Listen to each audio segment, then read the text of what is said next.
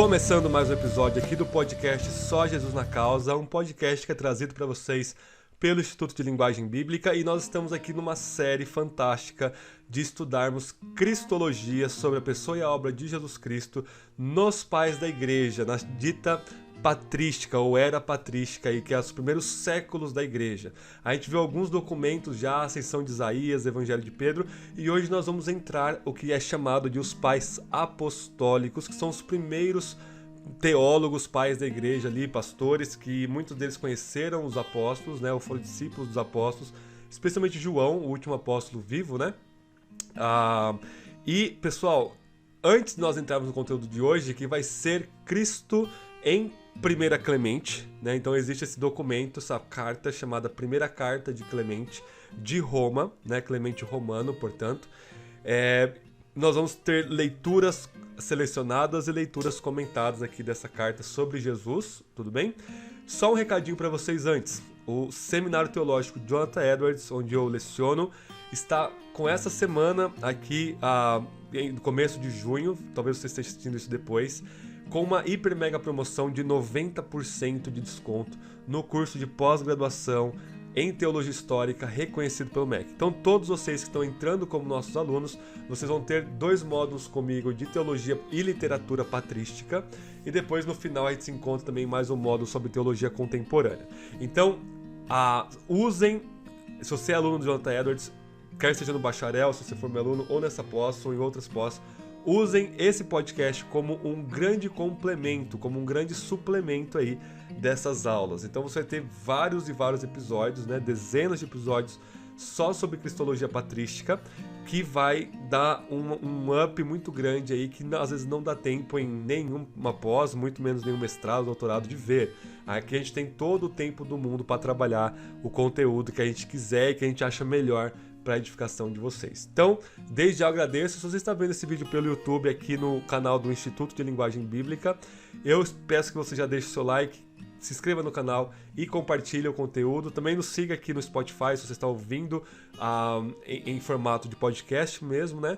E bora lá então, pessoal. Clemente de Roma, texto maravilhoso. Eu vou fazer uma introdução para vocês aí dessa carta e nós já vamos partir para a leitura sem enrolação, tudo bem? Então vamos lá, vamos fazer uma introdução aqui de Primeira Clemente. Essa carta, que pode ser chamada de Primeira Clemente, pessoal, é uma epístola endereçada da igreja que estava em Roma, portanto, a Clemente que estava em Roma e de toda a igreja de Roma, para a sua irmã, a sua igreja irmã lá em Corinto, tudo bem?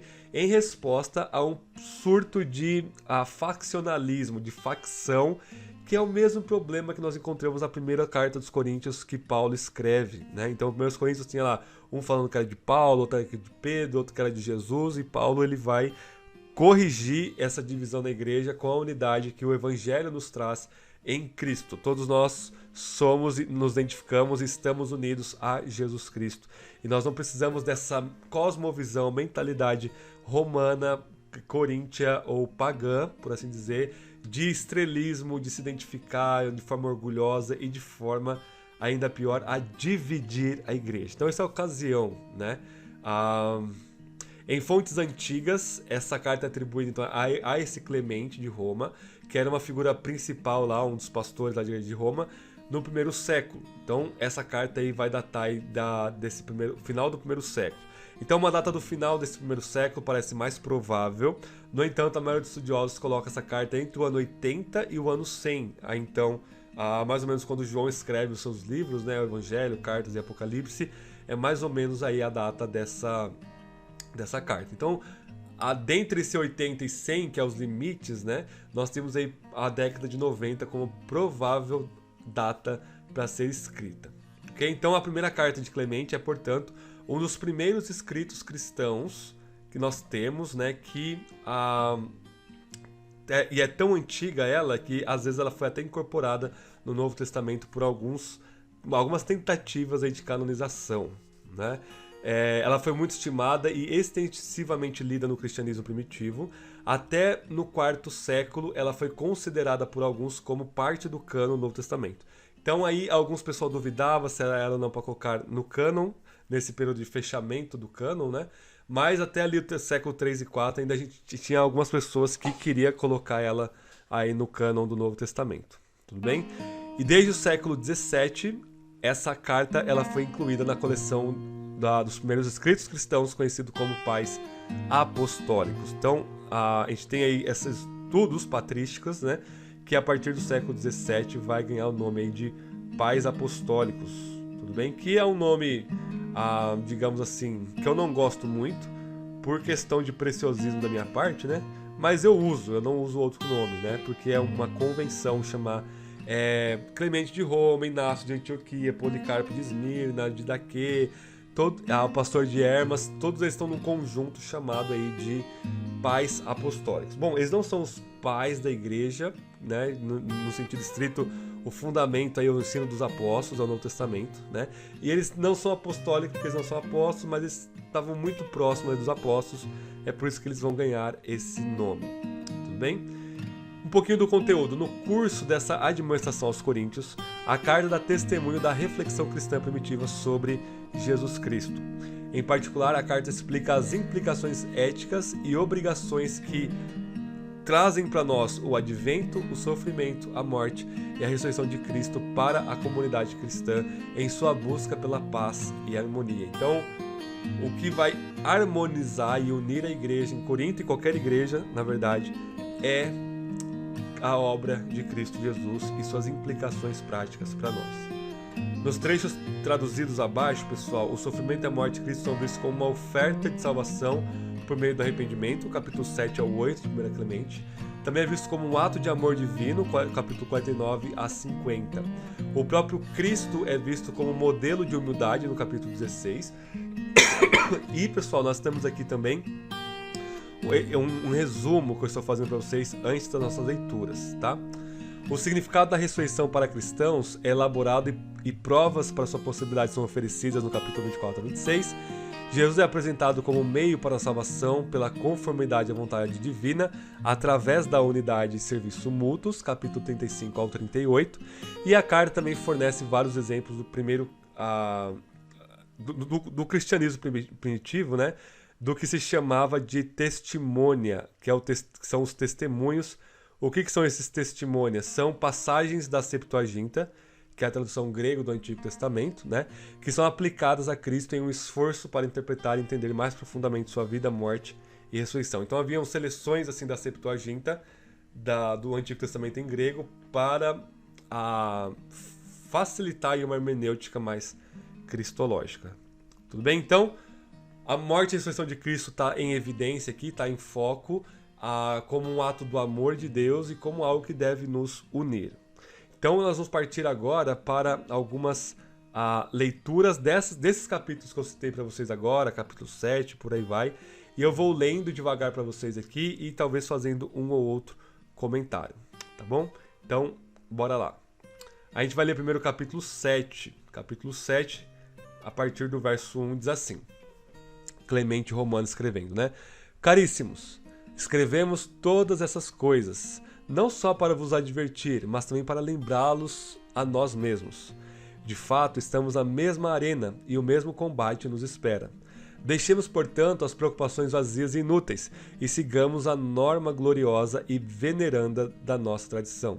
Vejamos o que é bom e o que agrada e o que é aceito diante daquele que nos criou. Tenhamos os olhos fixos no sangue de Cristo e compreendemos como é precioso ao seu Pai. Derramado pela nossa salvação, trouxe ao mundo a graça do arrependimento. Então aqui nós temos que nós devemos fixar os nossos olhos, né? Aqui no sentido, não nos olhos, a questão física, mas no sentido espiritual. Pela fé nós fixamos nossos olhos no sangue de Cristo, ou seja, na sua morte, através do testemunho do Novo Testamento, né? E precisamos valorizar isso e ver o quanto isso é valoroso, né? Ou valioso até para Deus Pai.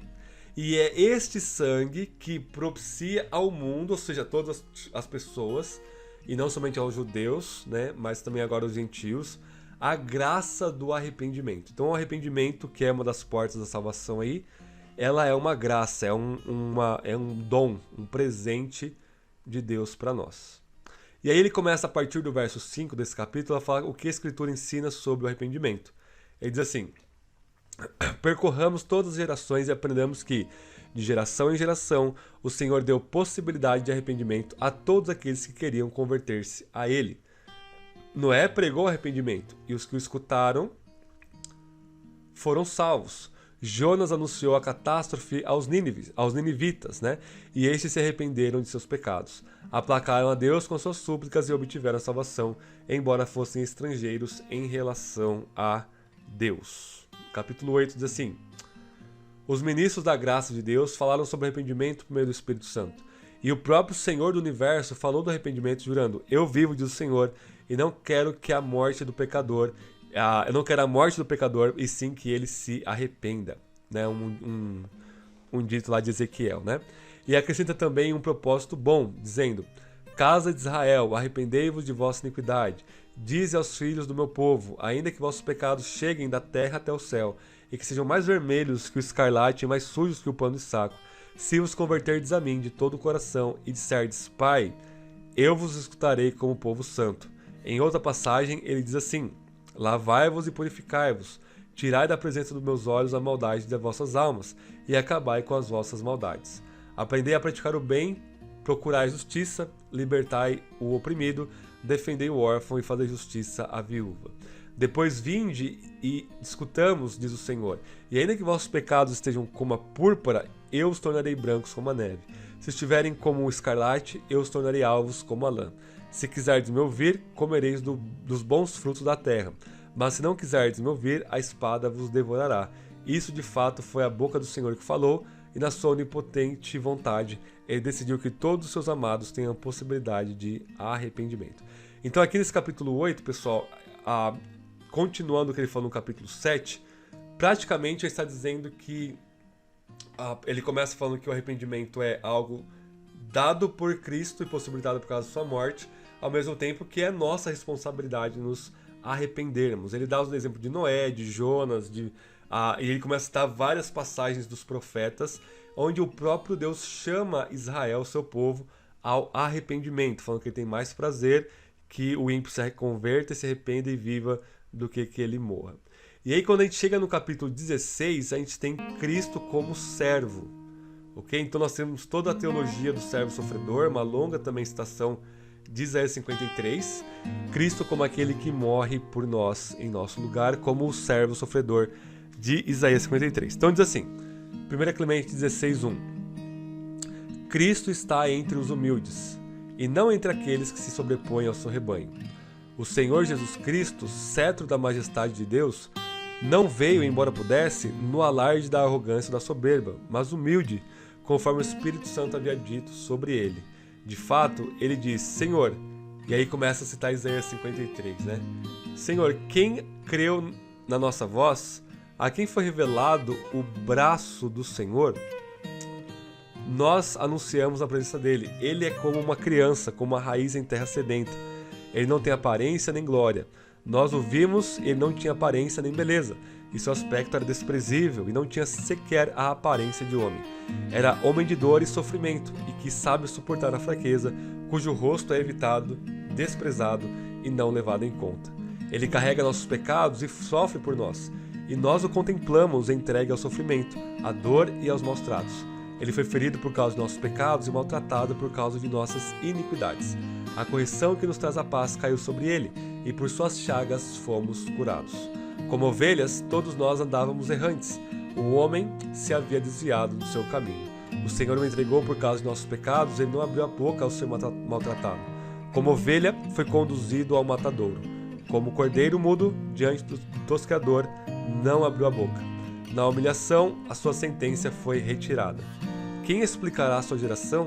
De fato, sua vida foi tirada da terra e foram as iniquidades do meu povo que o levaram à morte. Entregarei os malvados em troca da sepultura dele e os ricos em troca de sua morte. Porque ele não cometeu iniquidade, nem foi achado engano em sua boca. E o Senhor quis purificá-lo das chagas.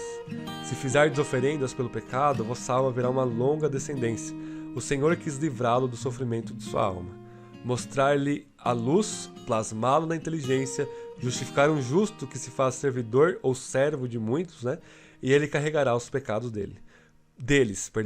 Por isso ele herdará e repartirá os espólios dos fortes, por ter sido entregue à morte e ter sido contatado ou contado entre os ímpios. Ele carregou os pecados de muitos e foi entregue por causa dos pecados deles. E ele ainda diz: sou verme e não homem, opróbrio dos homens, desprezo do povo. Todos que me viram zombaram de mim, cochicharam com os lábios e sacudiram a cabeça. Dizendo, ele esperou no Senhor, que o Senhor o liberte, que ele o salve, pois o ama. Caríssimos, vede que modelo nos foi dado. Se o Senhor se humilhou dessa maneira, que faremos nós que por meio dele fomos colocados sob o jugo de sua graça? Então isso aqui é muito bonito, pessoal, porque vejam primeiro como Clemente vai traduzindo para o seu grego na sua leitura o texto de Isaías 53, um pouco diferente do que a gente está acostumado, né? E ele vai falar assim, olha, por Jesus ser o servo sofredor, ele está entre os humildes e não entre aqueles que se opõem ao povo de Deus. Ou seja, o remédio para a facção, esse espírito faccioso de divisão e contenda lá em Corinto, é exatamente a humildade até a morte de Cristo como servo sofredor. Então, se Cristo se humilhou, aquele que é o cetro da majestade de Deus, como ele diz aqui, né? Um título belíssimo para Jesus, ou seja, é ele, através dele que o Pai governa e mostra a sua glória, né? O cetro da majestade de Deus, ele poderia ter vindo em sua majestade e glória, mas ele veio humilde até a sua obediente morte na cruz. Então, se isso não vai te deixar humilde, nada mais vai deixar. Na verdade, essa única causa, única coisa que vai tornar-nos verdadeiramente humildes, uma humildade que preza e zela pela unidade da igreja, por conservar e considerar o meu próximo superior a mim mesmo. Então essa parte da morte de Jesus aqui no capítulo 16, e a partir do capítulo 24 ao 26 a gente tem o que? A gente tem uma ênfase na ressurreição futura, né? Então no capítulo 24 ele vai falar que Jesus ressuscitou dos mortos, que essa é a causa, né, da nossa esperança na ressurreição corpórea do futuro, tudo bem? Ele vai mostrar alguns exemplos na natureza, só para a gente ganhar um tempo aqui. Ele vai falar, por exemplo, que o fruto ele germina, né, a semente morre e depois ela ressuscita, ou seja, ela gera vida de novo. Da mesma forma nós vamos morrer e ressuscitar de novo. A gente, por exemplo, você tem o sol e o dia e a noite, né, o sol e a lua.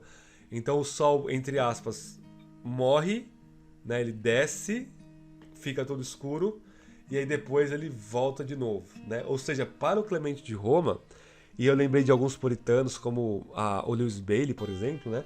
Você tem aí um testemunho diário desse ciclo do sol e da lua, do dia e da noite, que analogicamente ou simbolicamente na nossa imaginação é muito interessante nós olharmos para isso como um lembrete da nossa morte e da nossa ressurreição futura. E não somente ele traz exemplos aí da criação, mas da própria mitologia grega. Ele vai trazer aqui a partir do capítulo 25 sobre o mito da Fênix. Então, se os gentios acreditam aí na Fênix, muito mais nós acreditamos aí na ressurreição de Jesus.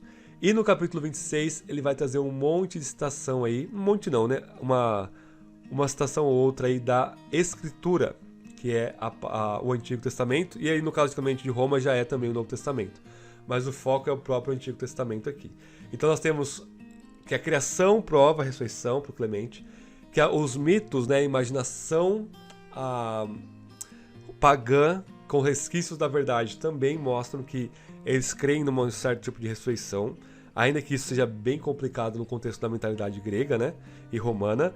E a própria Bíblia, como fonte de autoridade final, ela testemunha e testifica sobre a ressurreição final.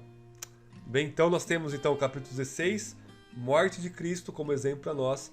Capítulo 24 ao 27, nós temos aí a ressurreição de Cristo como base para a nossa ressurreição. Até aqui nós estamos caminhando bem aí nos principais temas do Evangelho, que é centralizado aí pela morte e ressurreição de Jesus.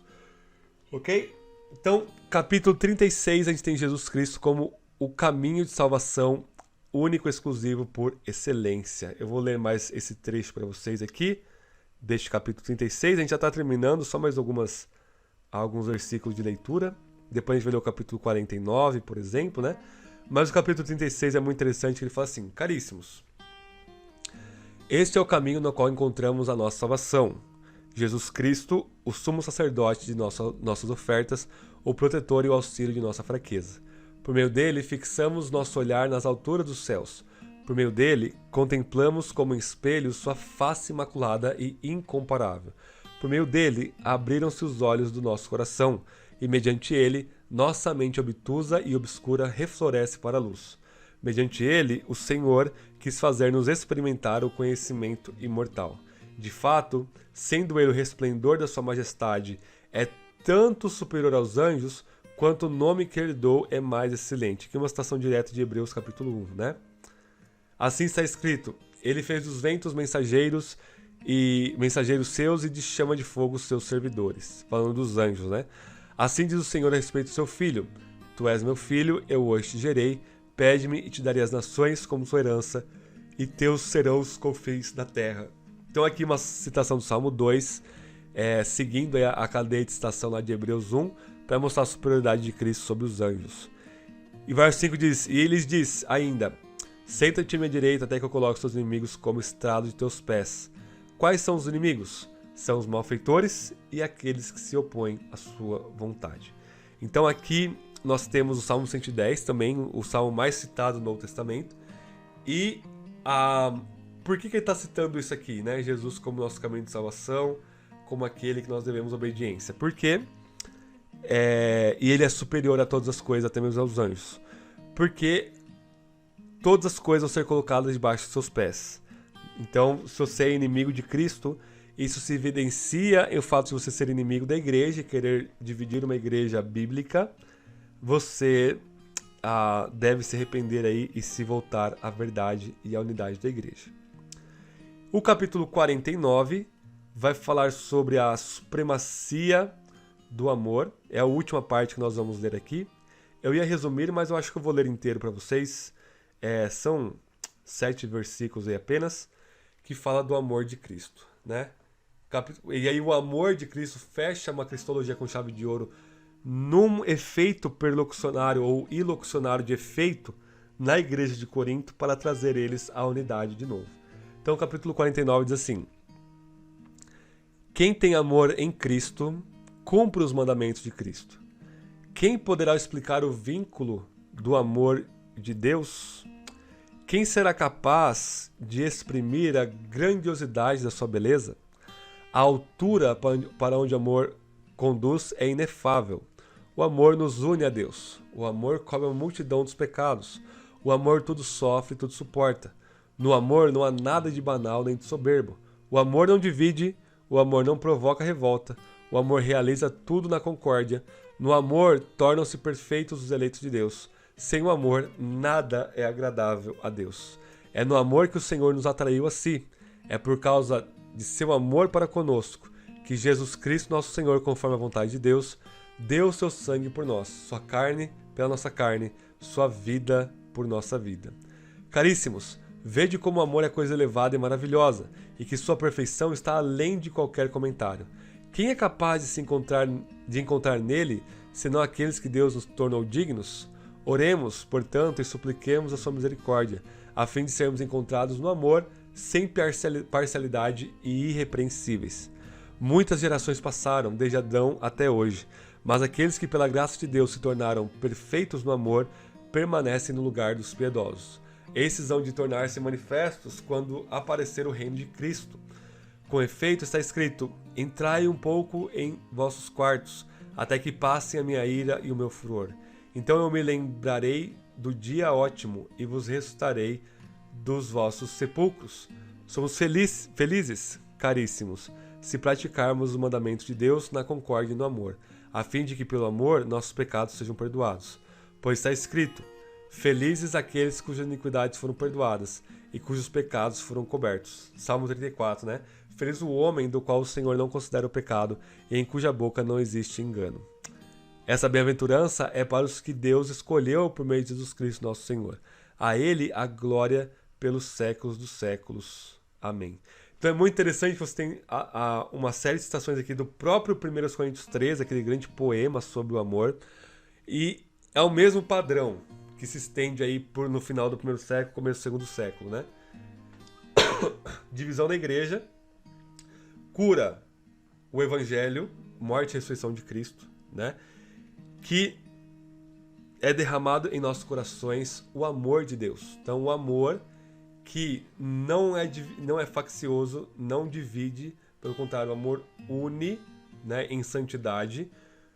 O amor aí é o remédio, a causa que o Cristo traz para nós com a sua morte e ressurreição. Façam que nós amemos uns aos outros, amemos a Ele de volta. Glorifiquemos a Ele. O texto termina com uma doxologia cristológica, né? A Cristo seja a glória pelos séculos dos séculos, né? E porque Ele morreu por nós, a seu corpo pelo nosso corpo, ou seja, como um substituto, uma morte vicária por nós. Já está aqui em 1 Clemente, né, nessa carta do Clemente de Roma, certo? E o amor, ele vai então ser esse vínculo de unidade na paz no Espírito Santo. Então nós temos aqui, pessoal, uma cristologia muito boa, muito interessante, onde enfatiza-se a centralidade da morte e ressurreição de Cristo como o remédio das mazelas e do pecado que se manifesta multiforme em nossas vidas individuais, familiares e comunitariamente e socialmente, e até mesmo as divisões na igreja, né? A única cura não é mais autoritarismo dos pastores, não é mais frouxidão dos pastores, por assim dizer, não é briga, não é abrir uma nova igreja, por assim dizer, mas a primeira coisa que deve ser buscada nas igrejas bíblicas, genuínas, que se prega o evangelho, é o amor de Cristo, a obra de Cristo e como nós podemos imitá-lo mais, como nós podemos arrepender mais dos nossos pecados e ver a glória da majestade do nosso Senhor Jesus nos transformar, nos preencher e nos satisfazer por completos. Então, a cristologia, a gente fez aqui uma cristologia narrativa, seguindo aí o curso narrativo da Epístola de 1 Clemente. Eu posso eventualmente trazer aí uma síntese mais teológica com uma leitura maior do texto grego, por exemplo, sua intertextualidade com a Bíblia. Mas, por enquanto, qual que é o meu propósito? Eu quero que vocês conheçam o texto dos pais da igreja, nem que for nesses enxertos aqui que a gente está fazendo, essas seleções que tratam mais diretamente sobre Jesus. Tudo bem?